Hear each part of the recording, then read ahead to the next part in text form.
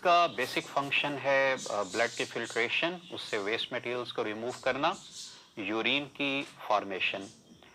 इस यूरिन की फॉर्मेशन के अंदर जो किडनीज हैं ये डिपेंड करते हैं अपने बेसिक यूनिट्स के ऊपर। इन बेसिक यूनिट्स को हम कहते हैं नेफ्रॉन्स और we call them as urinary tubules. तो आज के लेक्चर के अंदर हमने नेफ्रॉन्स के डिटेल्ड स्ट्रक्चर को पढ़ना है, इसकी टाइप्स को पढ़ना है और उसके बाद हम देखेंगे कि ये कौन कौन से फंक्शंस परफॉर्म करते हैं। तो यूरिनरी सिस्टम में हम चलते हैं टुवर्ड्स द नेफ्रॉन्स। नेफ्रॉन्स को हम दो बेसिक कंपोनेंट्स में डिवाइड करते हैं, दो बेसिक टाइप्स में डिवाइड करते हैं। वो दो बेसिक टाइप्स कौन सी हैं? These are cortical nephrons and juxtamedullary nephrons. ये दो बेसिक टाइप्स हैं नेफ्रॉन्स की। नाम हम इनको देते हैं इनकी लोकेशन की बेस पे। कॉर्टिकल नेफ्रॉन्स हम उनको कहेंगे that are located in the cortex region of the kidney, जबकि जक्स्टामेडुलरी नेफ्रॉन्स हम उनको कहते हैं that are located at the border of cortex and medulla. ये उसके बॉर्डर पर मौजूद होंगे। अब यहां पर आपने चंद एक इनमें डिफरेंसेस को जरूर याद रखना है। वो डिफरेंसेस कौन से हैं कि जो कॉर्टिकल नेफ्रॉन्स हैं या जक्स्टामेडुलरी नेफ्रॉन्स हैं, their renal corpuscles are located in the cortex while their loop of Henle extend into the medulla। अब जो कॉर्टिकल नेफ्रॉन्स हैं इनका loop of Henley outer medulla तक एक्सटेंड करता है, जबकि इसके मुकाबले में जो जक्स्टामेडुलरी नेफ्रॉन्स हैं इनका loop of Henley inner medulla तक एक्सटेंड करता है। इससे पहले टॉपिक के अंदर हमने पढ़ा था कि जो इनर मेडुला है इसका एनवायरनमेंट कंसंट्रेटेड होता है, तो इसीलिए जक्स्टामेडुलरी नेफ्रॉन का लूप ऑफ हेनले जब इस कंसंट्रेटेड एनवायरनमेंट में एंटर होता है तो यहां से वाटर रीअब्सॉर्ब हो जाता है, यानी वाटर नेफ्रॉन से बाहर निकल जाता है और यूरिन जो नेफ्रॉन के अंदर मौजूद है वो कंसंट्रेटेड हो जाती है। इसलिए आपने याद रखना है कि अगर आपसे क्वेश्चन पूछते हैं कि कॉर्टिकल और जक्स्टामेडुलरी नेफ्रॉन्स में से which nephrons are specialized for the concentration of urine, तो उसका करेक्ट आंसर होगा juxtamedullary nephrons। और उसकी रीजंस क्या हैं? दो मेन रीजंस आपने याद रखनी है। Number one, their loop of Henle is longer as compared to the cortical nephrons। और इसी तरह से आपने याद रखना है कि इनका loop of Henley inner medulla के अंदर मौजूद होता है which has कंसंट्रेटेड एनवायरनमेंट। तो ये मेन डिफरेंसेस आपने इन दो टाइप्स के अंदर याद रखने हैं। अब हम नेफ्रॉन के स्ट्रक्चर की तरफ चलते हैं। अब हम आते हैं नेफ्रॉन के स्ट्रक्चरल कंपोनेंट्स की तरफ के इसके कंपोनेंट्स कौन कौन से हैं। Generally we divide nephron into two major parts. वो टू मेजर पार्ट्स कौन कौन से हैं? These are renal corpuscle and renal tubule. Renal corpuscle हम कह रहे हैं इसके कैप्सुलर पोर्शन को, और इसमें हम आगे देखेंगे कि फर्दर दो कंपोनेंट्स आ जाएंगे, एक बोमैन्स कैप्सूल और दूसरा ग्लोमेरुलस। तो इसको हम रीनल कॉर्पस्कल का नाम भी देते हैं, we also call it as renal capsule. कुछ जगहों पे इसको कैप्सूल भी लिखा होता है। दूसरा पोर्शन है रीनल टिब्यूल। रीनल ट्यूब्यूल के अंदर हम नेफ्रॉन के ट्यूबुलर पोर्शन को इंक्लूड करते हैं। इस ट्यूबुलर पोर्शन के अंदर क्या क्या चीजें आ जाएंगी? प्रॉक्सिमल कन्वोल्यूटेड ट्यूब्यूल आएगी, उसके बाद लूप ऑफ हेनले आएगा और उसके बाद डिस्टल कन्वोल्यूटेड ट्यूब्यूल आएगी। तो जनरली आपने याद रखना है कि नेफ्रॉन के दो मेजर पोर्शंस हैं, renal corpuscle and renal tubule. अब हम इनकी फर्दर डिटेल्स की तरफ चलेंगे कि रीनल कॉर्पस्कल में कौन कौन से कंपोनेंट्स किस अरेंजमेंट में मौजूद होंगे और रीनल ट्यूब्यूल के अंदर कौन कौन से कंपोनेंट्स किस अरेंजमेंट के अंदर मौजूद होंगे। ये आपके सामने नेफ्रॉन की डायग्राम मौजूद है। सबसे पहले कंपोनेंट की तरफ मैं आ रहा हूं, that is the Bowman's capsule. Bowman's capsule को माल्पिजियन बॉडी का नाम भी दिया जाता है। This is a cup shape structure and this is blind end of the nephron. इसको हम ब्लाइंड एंड कहेंगे, इसको मालपीजियन बॉडी कहेंगे, and it is cup shape structure. इस बोमेंस कैप्सूल की जो कैविटी है, इस कैविटी के अंदर ब्लड कैपिलरीज का एक नेटवर्क मौजूद होता है और इस नेटवर्क को हम कहते हैं ग्लोमेरुलस. तो ग्लोमेरुलस क्या होगा? This is the network of blood capillaries present inside the cavity of the बोमेंस capsule. और जैसा कि हम अभी पढ़ चुके हैं कि इन दोनों को कलेक्टिवली हम कहेंगे रीनल कार्पसल. तो renal corpuscle includes Bowman's capsule and glomerulus. Bowman's capsule से जो नेक्स्ट पार्ट लीड करता है that is proximal convoluted tubule. यानी बोमेंस कैप्सूल से आगे जो ट्यूबुलर पार्ट है ये कन्वोल्यूटेड होगा. इस कन्वोल्यूटेड पोर्शन को हम कहेंगे प्रॉक्सिमल कन्वोल्यूटेड ट्यूब्यूल, या हम इसको कह सकते हैं first convoluted tubule. This proximal convoluted tubule will lead to loop of Henle, और इस लूप ऑफ हेनले के दो लिम्स होंगे.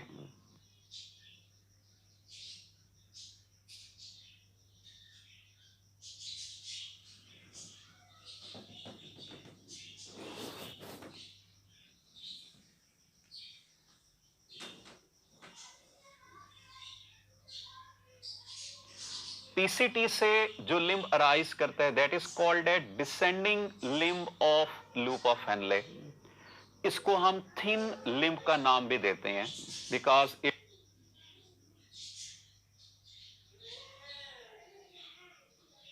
Has thin walls. This leads to ascending limb.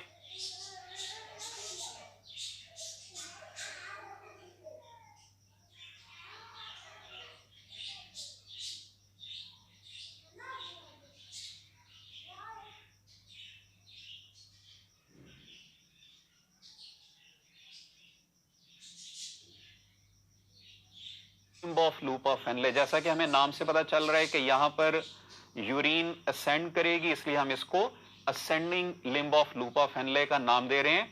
इसको thick limb of loop of Henle भी कहा जाता है क्योंकि इसका कुछ पोर्शन थिक होगा, कुछ थिन होगा. मेजॉरिटी इसमें थिक पोर्शन मौजूद होता है, इसलिए हम इसको thick limb of loop of Henle भी कहते हैं. This thick limb of loop of Henle और ascending limb of loop of Henle leads to second convoluted part of the nephron.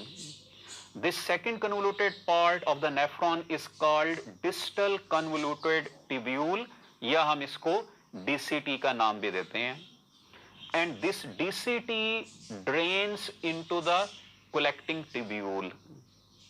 काफी सारी collecting tubules जो different nephrons से urine को collect करती हैं, they are drained into the collecting duct. यानी काफी सारी कलेक्टिंग ट्यूब्यूल्स मिलकर कलेक्टिंग डक्ट को बनाएंगी. इससे आगे का जो पैसेज है वो हमने पिछले लेक्चर में पढ़ा था कि यहां से आगे माइनर केलेक्स, फिर major calyx, pelvis, ureter, urinary bladder, urethra, and then this urine will pass outside the body. तो आपने फिलहाल तो ये याद रखने हैं कि नेफ्रॉन के कौन कौन से स्ट्रक्चरल कंपोनेंट्स हैं. मैं तरतीब से उनको दोबारा बता देता हूं. सबसे पहले बोमेंस कैप्सूल आएगा, फिर उसके बाद प्रॉक्सिमल कन्वोल्यूटेड ट्यूब्यूल, उसके बाद आएगा descending limb of loop of Henley, उसके बाद ascending limb of loop of Henle, और उसके बाद डिस्टल कन्वोल्यूटेड ट्यूब्यूल आ जाएगी. ये नेफ्रॉन का लास्ट सेगमेंट होगा. यहां से नेफ्रॉन्स ड्रेन होंगे कलेक्टिंग ट्यूब्यूल्स में और कलेक्टिंग ट्यूब्यूल से कलेक्टिंग डक्ट के अंदर. अब हम इस नेफ्रॉन की ब्लड सप्लाई को देख लेते हैं. This nephron is surrounded by blood capillaries. तो उस नेटवर्क को हम देखते हैं कि ये ब्लड कैसे आएगा, और उसके बाद हम पढ़ेंगे कि इसकी यहां पर फिल्ट्रेशन किस तरह से होगी. तो आपने प्रीवियस लेक्चर्स के अंदर पढ़ा हुआ है कि किडनी को जो ब्लड सप्लाई करती है artery, that is called as renal artery. Renal artery will divide into arterioles, और यहां पे हम दो तरह के आर्टेरियोल्स को पढ़ेंगे.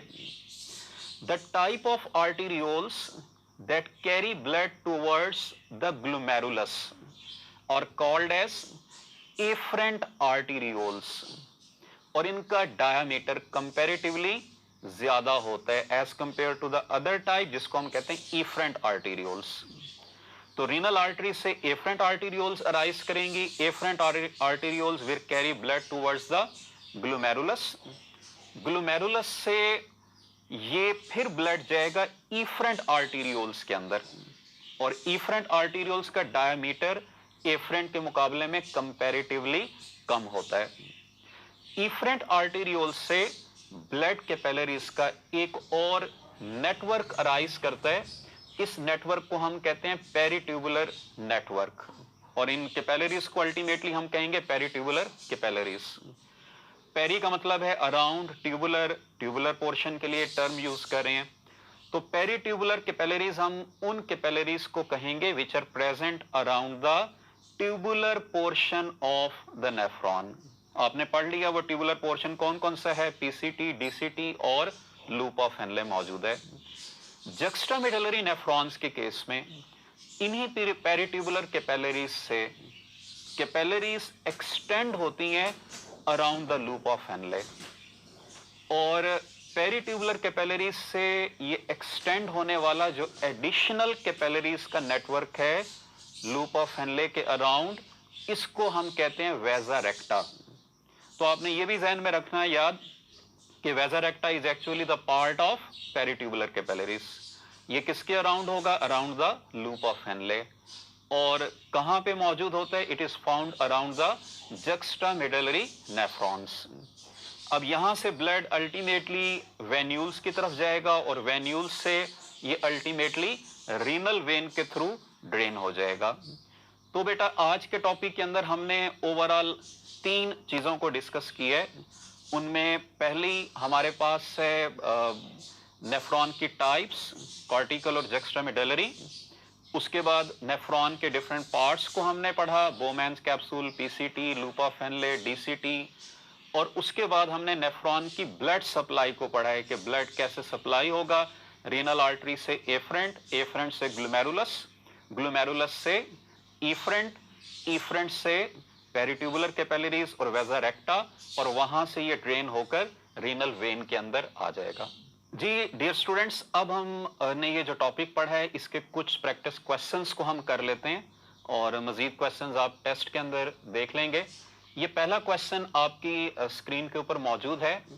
All of the following are renal tubules except. Alpha option हमारे सामने है ग्लोमेरुलस, बीटा ऑप्शन है proximal convoluted tubule, Charlie option है डिस्टल कन्वोल्यूटेड ट्यूब्यूल, और डेल्टा ऑप्शन है लूप ऑफ हेनले।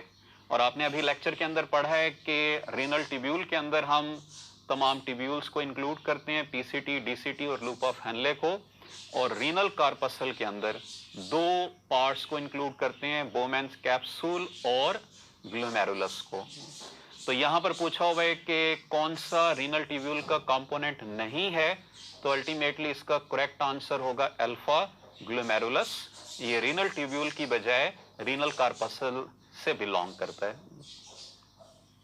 दूसरा क्वेश्चन आपके सामने मौजूद है, इसको हम पढ़ लेते हैं। Renal corpuscle of cortical nephrons are located at. Alpha option है आउटर कॉर्टेक्स, बीटा है इनर कॉर्टेक्स, चार्ली है आउटर मेडुला, डेल्टा है इनर मेडुला। ये भी हमने लेक्चर के अंदर पढ़ा था कि नेफ्रॉन्स की 2 टाइप्स हैं, कॉर्टिकल एंड जक्स्टामेडुलरी नेफ्रॉन्स। और कॉर्टिकल नेफ्रॉन्स कॉर्टेक्स में होंगे, जक्स्टामेडुलरी नेफ्रॉन्स कॉर्टेक्स और मेडुला के जंक्शन पर मौजूद होंगे। इसका मतलब ये है कि जक्स्टामेडुलरी नेफ्रॉन का जो रीनल कार्पसल है वो इनर कॉर्टेक्स में होगा, जबकि कॉर्टिकल नेफ्रॉन्स जो मेनली कॉर्टेक्स में मौजूद होते हैं, इनका रीनल कार्पसल आउटर कॉर्टेक्स के अंदर मौजूद होगा। क्वेश्चन में हमारे से क्योंकि कॉर्टिकल नेफ्रॉन्स के रीनल कार्पसल के बारे में पूछा है, तो ultimately it will be located in the outer cortex. So इस क्वेश्चन की करेक्ट ऑप्शन होगी अल्फा यानी आउटर कॉर्टेक्स। नेक्स्ट क्वेश्चन हम देख लेते हैं। क्वेश्चन नंबर 3 आपके सामने है। Afferent arterioles carry blood. हमने 2 तरह की आर्टीरियोल्स पढ़ी थी, एफरेंट और इफरेंट। यहाँ पे एफरेंट का क्वेश्चन पूछा हुआ है। अल्फा ऑप्शन है टुवर्ड्स ग्लोमेरुलस, बीटा है अवे फ्रॉम ग्लोमेरुलस, चार्ली है टूवर्ड्स पेरिट्यूबुलर नेटवर्क, और डेल्टा है अवे फ्रॉम पेरिट्यूबुलर नेटवर्क।